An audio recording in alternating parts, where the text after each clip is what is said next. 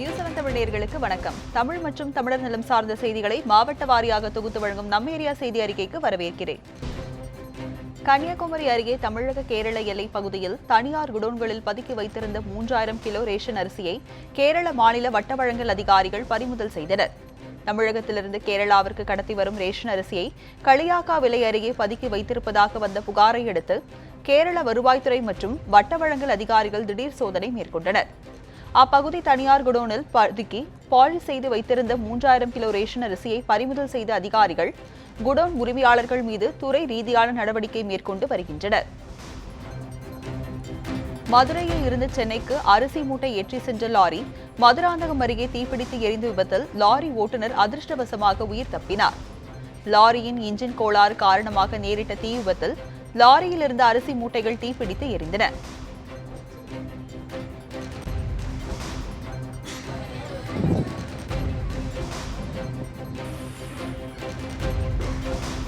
இதனையடுத்து விரைந்து வந்த தீயணைப்புத் துறையினர் போராடி தீயை அணைத்தனர். இந்த தீ விபத்தில் 60க்கும் மேற்பட்ட அரிசி மூட்டைகள் முற்றிலுமாக எரிந்து சேதமடைந்தன. மத்திய அரசு இடைக்கால பட்ஜெட்டில் விவசாயிகளுக்கு ஆண்டுக்கு 6000 ரூபாய் உதவித்தொகை அறிவித்துள்ளதற்கு கண்டனம் தெரிவித்து தமிழக விவசாய சங்கத்தினர் நூதன ஆர்ப்பாட்டத்தில் ஈடுபட்டனர். தஞ்சை தலைமை தபால் நிலையம் முன்பாக ஆர்ப்பாட்டத்தில் ஈடுபட்ட தமிழக விவசாய சங்கத்தினர் தலா 17 ரூபாயை பிரதமருக்கு மணி ஆர்டர் மூலம் அனுப்பி வைத்தனர். நாள் ஒன்றுக்கு 17 ரூபாய் அறிவித்து விவசாயிகளை மத்திய அரசு அவமானப்படுத்திவிட்டதாகவும் அவர்கள் குறை கூறினர். விருதுநகரில் இருசக்கர வாகனத்தில் சென்று கொண்டிருந்த பெண் மீது விபத்தை ஏற்படுத்திவிட்டு நிற்காமல் சென்ற மணல் லாரியை பொதுமக்கள் மடக்கி பிடித்து போலீசாரிடம் ஒப்படைத்தனர். அப்பகுதி தனியார் நிறுவனத்தில் பணியாற்றி வரும் ஈஸ்வரி என்ற பெண் இருசக்கர வாகனத்தில் சென்று கொண்டிருந்த போது பின்னால் வந்த மணல் லாரி மோதியுள்ளது. பின்னர் நிற்காமல் சென்ற அந்த மணல் லாரியை அப்பகுதி மக்கள் விரட்டி சென்று பிடித்து போலீசாரிடம் ஒப்படைத்தனர். இதனையடுத்து லாரி ஓட்டுநர் ராம்குமாரிடம் போலீசார் விசாரணை நடத்தி வருகின்றனர். இந்த விபத்தில் காயமடைந்த ஈஸ்வரி சிகிச்சைக்காக மருத்துவமனையில் அனுமதிக்கப்பட்டுள்ளார். உடல்நிலை சரியில்லாத தங்கள் மகனை சிறப்பு வகுப்புக்கு கட்டாயப்படுத்தி அழைத்து சென்றதாலேயே அவர் உயிரிழந்து விட்டதாக உயிரிழந்த மாணவரின் பெற்றோர் பள்ளி தாளாளர் மீது குற்றம் சாட்டியுள்ளார். திண்டுக்கல்லை சேர்ந்த சாதிக் பாஷா என்பவரின் மகனான தம்ரீஸ் பாஷா திண்டுக்கல்லில் உள்ள ஜான்பால் மேல்நிலைப் பள்ளியில் 12ஆம் வகுப்பு படித்து வந்துள்ளார். இந்நிலையில் இரவு நேர சிறப்பு வகுப்புக்கு வர வேண்டும் என மாணவர் தம்ரீஷ் பாஷாவை பள்ளியின் தாளாளர் ஜான்சன் வலியுறுத்தியுள்ளார். தம்ரீஷ் பாஷாவுக்கு வலிப்பு நோய் உள்ளதாகவும் எனவே இரவு நேர சிறப்பு வகுப்புக்கு அவரை அனுப்ப விருப்பம் இல்லை என்றும் பெற்றோர் தெரிவித்துள்ளனர். எனினும் அதனை ஜான்சன் ஏற்காததால் தம்ரீஷ் பாஷாவை இரவு நேர சிறப்பு வகுப்புக்கு அவரது பெற்றோர் அனுப்பியுள்ளனர். இந்நிலையில் இரவு நேர சிறப்பு வகுப்புக்கு சென்ற மாணவர் தம்ரீஷ் பாஷாவுக்கு இன்று அதிகாலை வலிப்பு ஏற்பட்டு உயிரிழந்துள்ளார். தம்ரீஷ் பாஷாவின் இறப்புக்கு பள்ளி தாளாளர் ஜான்சனை காரணம் என அவரது பெற்றோர் குற்றம் சாட்டியுள்ளனர். படகு மூலம் இலங்கைக்கு கடத்த இருந்த 210 கிலோ கஞ்சாவை போலீசார் பறிமுதல் செய்தனர். ராமநாதபுரம் மாவட்டம் அருகே உள்ள அரியமான் கடற்கரை பகுதியிலிருந்து இலங்கைக்கு கஞ்சா கடத்த இருப்பதாக போலீசாருக்கு ரகசிய தகவல் கிடைத்தது. இதையடுத்து அரியமான் கடற்கரை பகுதியில் இலங்கைக்கு கடத்த மறைத்து வைக்கப்பட்டிருந்த 25 லட்சம் ரூபாய் மதிப்பிலான 210 கிலோ கேரள கஞ்சாவை போலீசார் பறிமுதல் செய்தனர். தப்பியோடிய கடத்தல்காரர்களை தனிப்படை அமைத்து போலீசார் தேடி வருகின்றனர். ராமநாதபுரத்தில் காணாமல் போன மாணவிகள் 3 பேர் திருச்சி ரயில் நிலையத்தில் மீட்கப்பட்டனர். தொண்டி அரசு பெண்கள் மேல்நிலைப் பள்ளியில் 9ஆம் வகுப்பு படித்து வந்த மாணவிகள் 3 பேர் பள்ளிக்கு சென்ற பின்னர் வீடு திரும்பவில்லை. இதனால் 3 மாணவிகளின் பெற்றோரும் போலீசில் புகார் அளித்தனர். போலீசார் அவர்களை தேடி வந்த நிலையில் திருச்சி ரயில் நிலையத்தில் தவித்த 3 மாணவிகளை போலீசார் மீட்டனர். பெற்றோரின் கஷ்டத்தை போக்க வேலைக்கு செல்வதற்காக வீட்டை விட்டு வெளியேறியதாக அவர்கள் போலீசாரிடம் தெரிவித்துள்ளனர். இந்நிலையில் அவர்களை வேலைக்கு அழைத்து சென்றவர்கள் யார் என போலீசார் விசாரித்து வருகின்றனர். திண்டுக்கல் மாவட்டம் நிலக்கோட்டையில் ஆயுதப்படை காவலர் தற்கொலை செய்து கொண்ட சம்பவம் அதிர்ச்சியை ஏற்படுத்தியுள்ளது. கோயம்புத்தூர் ஆயுதப்படையில் பணிபுரிந்து வந்த காவலர் முருகேசன் என்பவர் திண்டுக்கல் ஆயுதப்படைக்கு பணிமாறுதல் பெற்றுள்ளார். இந்நிலையில் 10 நாள் விடுப்பில் இருந்த முருகேசன் திடீரென தற்கொலை செய்து கொண்டார். இதையடுத்து அவரது உடலை போலீசார் மீட்டு நிலக்கோட்டை அரசு மருத்துவமனைக்கு அனுப்பி வைத்தனர். காவலர் முருகேசனின் தற்கொலை குறித்து போலீசார் விசாரித்து வருகின்றனர். வரும் நாடாளுமன்ற தேர்தலில் வணிகர்களுக்கு ஆதரவாக தேர்தல் அறிக்கை வெளியிடும் கட்சிக்கு ஆதரவு அளிப்போம் என வணிகர் சங்க பேரமைப்பு தலைவர் விக்ரமராஜா தெரிவித்துள்ளார். சேலத்தில் நிகழ்ச்சி ஒன்றில் பங்கேற்ற அவர் பின்னர் செய்தியாளர்களை சந்தித்தார். வணிகர்களின் வாழ்வாதாரத்தை காக்க போராடும் வணிகர் சங்க நிர்வாகிகளை மத்திய பாஜக அரசு புறக்கணித்து விட்டதாக குற்றம் சாட்டினார். காவல்துறைக்கும் பொதுமக்களுக்கும் இடையில் இருக்கும் இடைவெளி குறித்து விழிப்புணர்வை ஏற்படுத்த வேண்டும் என நடிகர் விஜய் சேதுபதி வேண்டுகோள் விடுத்துள்ளார். திருடப்பட்ட போன்கள் குறித்த தகவல்களை பெறும் வகையில் உருவாக்கப்பட்ட டிஜிகாப் என்னும் செயலியை காவல்துறை ஆணையர் ஏ.கே. விஸ்வநாதன் சென்னையில் இன்று தொடங்கி வைத்தார். இந்த நிகழ்ச்சியில் பங்கேற்ற நடிகர் விஜய் சேதுபதி சிசிடிவி தொடர்பான விழிப்புணர்வு சீடியை காவல் ஆணையரிடமிருந்து பெற்றுக்கொண்டார். பின்னர் நிகழ்ச்சியில் பேசிய அவர், இந்த செயலி மூலம் காவல்துறைக்கும் பொதுமக்களுக்குமான இடைவெளி குறையும் என நம்பிக்கை தெரிவித்தார். தொடர்ந்து பேசிய காவல் ஆணையர் ஏ.கே. விஸ்வநாதன், டிஜிகாப் செயலிக்கு கிடைக்கும் வரவேற்பை பொறுத்து தொலைந்து போன செல்போன்களை விற்க முடியாத அளவுக்கு நடவடிக்கை எடுக்கப்படும் என்றார். சேலம் மாவட்டம் மேட்டூர் அணையை ஒட்டியுள்ள காவிரி பாலத்தில் போக்குவரத்து தடை செய்யப்பட்டுள்ளதால் வாகன ஓட்டிகள் அவதியடைந்துள்ளனர். 90 ஆண்டுகள் பழமையான இந்த பாலம் மேட்டூரிலிருந்து சேலம் செல்ல பிரதான வழியாக இருந்து வந்தது. இந்நிலையில் பாலம் வலுவிழந்ததால் கான்கிரீட் கற்களை கொண்டு தடுப்பு அமைக்கப்பட்டு போக்குவரத்து தடை செய்யப்பட்டது. முன் அறிவிப்பின்றி போக்குவரத்து தடை செய்யப்பட்டதால் வாகன ஓட்டிகள் கடும் சிரமத்திற்கு ஆளாகினர். திண்டுக்கல் மாவட்டம் பழனியில் உள்ள மாரியம்மன் கோயிலில் திருக்கம்பம் சாட்டுதல் நிகழ்ச்சி வெகு விமர்சையாக நடைபெற்றது. பழனி தண்டாயுதபாணி சாமி கோயிலின் மிக முக்கிய உபகோயிலான மாரியம்மன் கோயிலில் மாசி திருவிழா கொண்டாடப்படுவது வழக்கம். இந்த ஆண்டின் மாசி திருவிழாவை முன்னிட்டு இந்த கோயிலில் திருக்கம்பம் சாட்டுதல் நடைபெற்றது. இந்த நிகழ்வில் நூற்றுக்கணக்கான பெண்கள் கும்மி பாடல்கள் பாடி சிறப்பு வழிபாடு செய்தனர். இந்த விழாவின் முக்கிய நிகழ்ச்சியான மாசி தேரோட்டம் வரும் 20ஆம் தேதி நடைபெறும் என தெரிவிக்கப்பட்டுள்ளது. ஒட்டன்சத்திரம் அருகே உள்ள பரப்பலாறு அணையிலிருந்து பாசனத்திற்காக திறந்துவிடப்பட்ட தண்ணீர் திடீரென நிறுத்தப்பட்டதால் விவசாயிகள் கவலையடைந்துள்ளனர். 100 அடி கொள்ளளவு கொண்ட பரப்பலாறு அணையில் தற்போது சுமார் 81 அடி தண்ணீர் உள்ளது. இதையடுத்து தமிழக முதலமைச்சர் உத்தரவின்படி பரப்பலாறு அணையிலிருந்து விவசாய பாசனத்திற்காக தண்ணீர் திறக்கப்பட்டது. தொடர்ந்து 12 நாட்களுக்கு இந்த தண்ணீர் திறந்துவிடப்படும் எனவும் இதன் மூலம் 6 குளங்கள் பாசன வசதி பெறும் என அறிவிக்கப்பட்டிருந்தது. இந்நிலையில் தங்கச்சியம்பட்டி சடையன் குளத்திற்கு திறந்துவிடப்பட்ட தண்ணீர் போதிய அளவு வராததால் விவசாயிகள் ஏமாற்றம் அடைந்துள்ளனர். வேலூர் மாவட்டத்தின் பல பகுதிகளில் போலீசாரின் உதவியுடன் தடை செய்யப்பட்ட லாட்டரி சீட்டுகள் விற்கப்படுவதாக புகார் எழுந்துள்ளது. வேலூர் மாவட்டம் நாட்ராம்பள்ளி, ஜோலார்பேட்டை உள்ளிட்ட பகுதிகளில் அரசால் தடை செய்யப்பட்ட லாட்டரி சீட்டுகள் விற்கப்படுவதாக கூறப்படுகிறது. இதற்கு காவல்துறையும் உடந்தையாக இருப்பதாக அப்பகுதி மக்கள் குற்றம் சாட்டுகின்றனர். லாட்டரி சீட்டுகளை நம்பி கூலி தொழிலாளர்கள் ஏமாந்து வருவதாகவும் இதை தடுக்க உரிய நடவடிக்கை எடுக்கவும் பொதுமக்கள் கோரிக்கை விடுத்தனர். தஞ்சாவூர் மாவட்டம் திருவிடைமருதூர் அருகே சமையல்காரர் ஒருவர் வெட்டி படுகொலை செய்யப்பட்ட சம்பவம் பரபரப்பை ஏற்படுத்தியுள்ளது. திருவிடைமருதூர் அருகே உள்ள திருபுவனத்தை சேர்ந்தவர் ராகமலிங்கம். சமையல்காரரான இவர் திருபுவனம் அருகில் உள்ள தூண்டில் விநாயகன்பேட்டை என்ற இடத்தில் மர்ம நபர்களால் வெட்டி கொலை செய்யப்பட்டுள்ளார். போலீசாரின் விசாரணையில் முன்விரோதம் காரணமாக ராமலிங்கம் கொலை செய்யப்பட்டிருக்கலாம் என கூறப்படுகிறது. கிருஷ்ணகிரி மாவட்டம் ஊத்தங்கரை அருகே அரசு பள்ளி ஆசிரியர் வீட்டில் 10 சவரம் நகைகள் கொள்ளையடிக்கப்பட்டுள்ள சம்பவம் அதிர்ச்சியை ஏற்படுத்தியுள்ளது. ஊத்தங்கரை அடுத்து பாண்டவர் நகர் அருகில் சிவகாமி என்பவர் வசித்து வருகிறார். அரசு பள்ளி ஆசிரியரான இவரது வீட்டிற்குள் புகுந்த மர்ம நபர்கள் பீரோவில் இருந்த 10 சவரம் நகைகளை கொள்ளையடித்து சென்றுள்ளனர். மேலும் பூஜை அறையில் இருந்த பணத்தையும் கொள்ளையர்கள் திருடி சென்றுள்ளனர். கொள்ளை சம்பவம் குறித்து போலீசார் வழக்கு பதிவு செய்து விசாரித்து வருகின்றனர். மேட்டுப்பாளையத்தில் வாழைத்தார் வரத்து குறைந்ததால் அதன் விலை அதிகரித்துள்ளது. கோவை மாவட்டம் மேட்டுப்பாளையத்தில் அண்மையில் பெய்த மழையால் 9000 ஏக்கரில் பயிரிடப்பட்டிருந்த வாழைகள் நீரில் மூழ்கி சேதமடைந்தன. இந்நிலையில் வாழைத்தார் வரத்து குறைந்ததால் அதன் விலை உயர்ந்துள்ளது. குறிப்பாக செவ்வாழை விலை 2 மடங்கு அதிகரித்துள்ளதாக கூறப்படுகிறது. சேலத்தில் அரசு போக்குவரத்து கழக பணிமனை செலுத்த வேண்டிய சொத்து வரி மற்றும் குடிநீர் கட்டணம் 40 லட்சம் ரூபாயினை செலுத்தாததால் குடிநீர் இணைப்பை துண்டிக்கும் நடவடிக்கையில் மாநகராட்சி அதிகாரிகள் ஈடுபட்டனர். எருமாபாளையம் பணிமனை செலுத்த வேண்டிய வரி நிலுவைத் தொகைக்காக பணிமனைக்கு செல்லும் பிரதான குடிநீர் குழாயை துண்டிக்க மாநகராட்சி அதிகாரிகள் முயன்றனர்.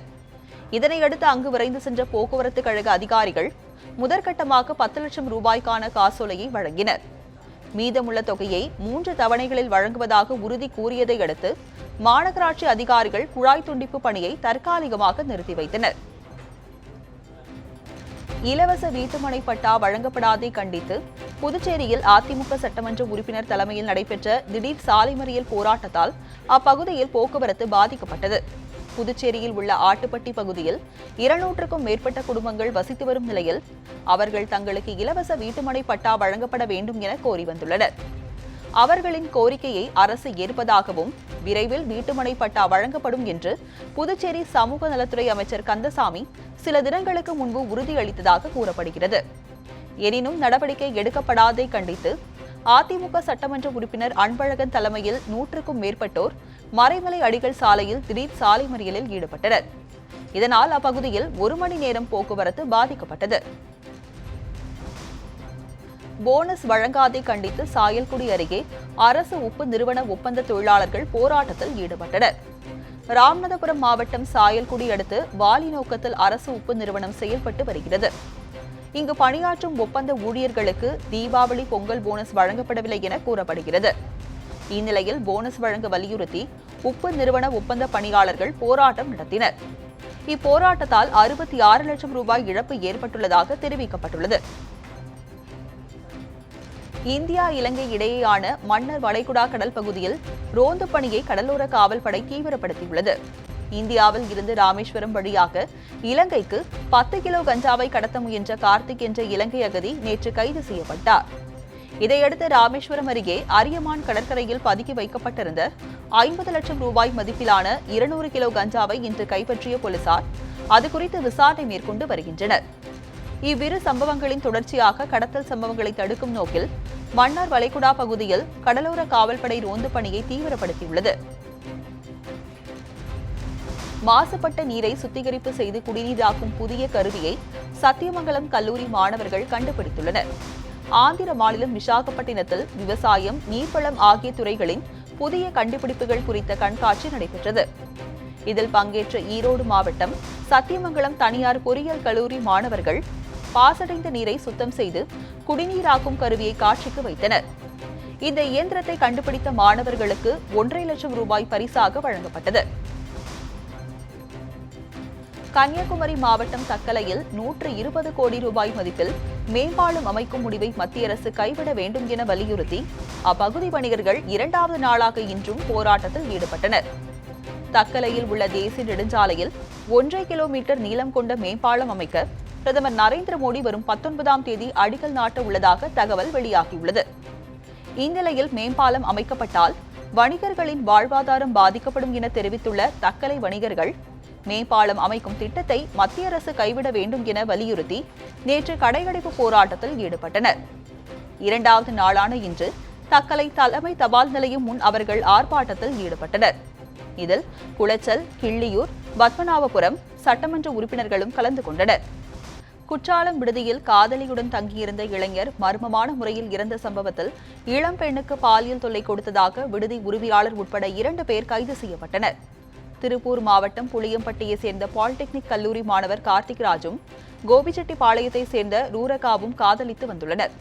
கடந்த 31ஆம் தேதி திருநெல்வேலி மாவட்டம் குற்றாலத்திற்கு வந்த காதல் ஜோடி அங்குள்ள விடுதியில் அறை எடுத்து தங்கினர். இந்நிலையில் கடந்த 2ஆம் தேதி விடுதியில் தூக்கில் தொங்கியபடி கார்த்திக் ராஜ் மர்மமான முறையில் இறந்து கிடந்தார். இது தொடர்பாக கார்த்திக் ராஜின் குடும்பத்தினர் காவல்துறையில் புகார் அளித்தனர். கார்த்திக் ராஜ் ஆணவ கொலை செய்யப்பட்டிருக்கலாம் என சந்தேகிப்பதாகவும் இவ்விவகாரத்தில் போலீசார் உரிய நடவடிக்கை எடுக்க வேண்டும் எனவும் கேட்டுக் கொண்டுள்ளனர். இதற்கிடையே வழக்கில் புதிய திருப்பமாக இளம்பெண் ரூரகாவுக்கு பாலியல் தொல்லை அளித்ததாக விடுதி உரிமையாளரான ராஜபாளையத்தை சேர்ந்த ஜலாலுதீன், சங்கரன் கோவிலை சேர்ந்த விடுதி ஊழியர் கருப்பசாமி ஆகியோரை போலீசார் கைது செய்தனர். கார்த்திக் ராஜின் உடற்கூறு ஆய்வறிக்கை வந்த பிறகே அவரது மரணம் குறித்த முழுமையான தகவல் வெளிவரும் என எதிர்பார்க்கப்படுகிறது. தமிழகம் வரும் பிரதமருக்கு அகிம்சை முறையில் எதிர்ப்பு தெரிவிக்க இருப்பதாக மதிமுக பொதுச் செயலாளர் வைகோ தெரிவித்துள்ளார். திருநெல்வேலியில் நடைபெற்ற திருமணம் ஒன்றில் கலந்து கொள்ள வந்த வைகோ செய்தியாளர்களை சந்தித்தார். அப்போது பேசிய அவர், அணை பாதுகாப்பு திட்டம் மூலம் தமிழகத்தின் பெரும் பகுதி பாலைவனமாக மாறப்போவதாக கவலை தெரிவித்தார். தனியார் பொறியியல் கல்லூரிகளில் பேராசிரியர்கள் மற்றும் ஊழியர்களிடமிருந்து பெற்ற அசல் சான்றுகளை திரும்ப ஒப்படைக்கும்படி அண்ணா பல்கலைக்கழகம் பிறப்பித்த உத்தரவுக்கு சென்னை உயர்நீதிமன்றம் இடைக்கால தடை விதித்துள்ளது. பேராசிரியர்களிடம் வாங்கி வைத்திருக்கும் அனைத்து அசல் சான்றுகளை அவர்களிடம் கல்லூரி நிர்வாகம் திரும்ப ஒப்படைக்க வேண்டும் என அண்ணா பல்கலைக்கழகம் சமீபத்தில் உத்தரவிட்டது.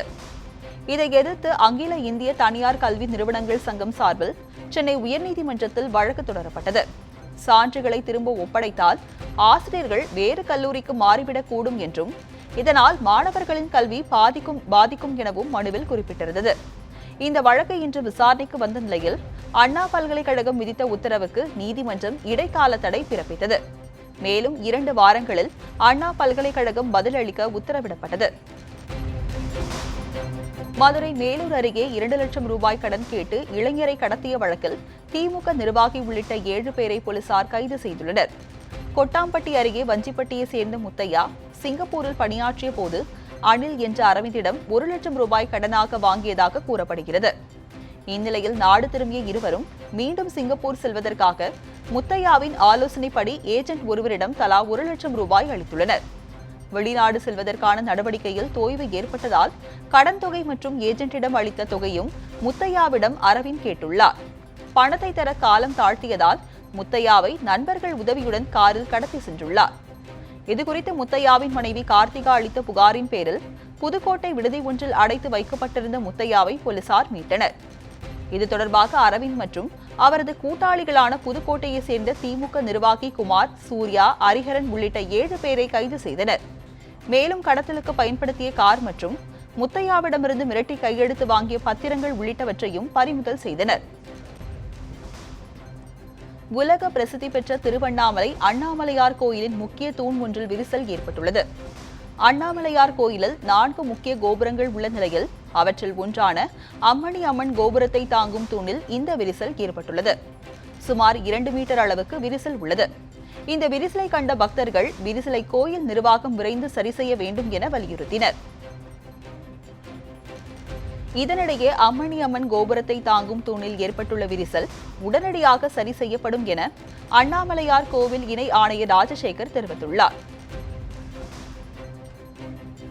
நாடாளுமன்ற தேர்தலில் பாஜகவுடன் கூட்டணி வைப்பது குறித்து தலைமை தான் முடிவு செய்யும் என அமைச்சர் தங்கமணி தெரிவித்துள்ளார். நாமக்கல் மாவட்ட ஆட்சியர் அலுவலகத்தில் பெண்களுக்கு தாலிக்கு தங்கம் வழங்கும் நிகழ்ச்சி நடைபெற்றது. இதில் மின்துறை அமைச்சர் தங்கமணி கலந்து கொண்டார். பின்னர் செய்தியாளர்களிடம் பேசிய அவர், தமிழகத்தில் எப்போதுமே மின்வெட்டு கிடையாது என்றார். நாடாளுமன்ற தேர்தல் கூட்டணி தொடர்பாக கட்சியின் ஒருங்கிணைப்பாளரும் துணை ஒருங்கிணைப்பாளரும் தான் முடிவு செய்வார்கள் என கூறினார். பதவி நாற்காலி பறிபோனதாலேயே நாற்காலி இல்லாத கிராம சபை கூட்டத்தை திமுக தலைவர் ஸ்டாலின் நடத்தி வருவதாக தமிழக வருவாய்த்துறை அமைச்சர் RB உதயகுமார் விமர்சித்துள்ளார்.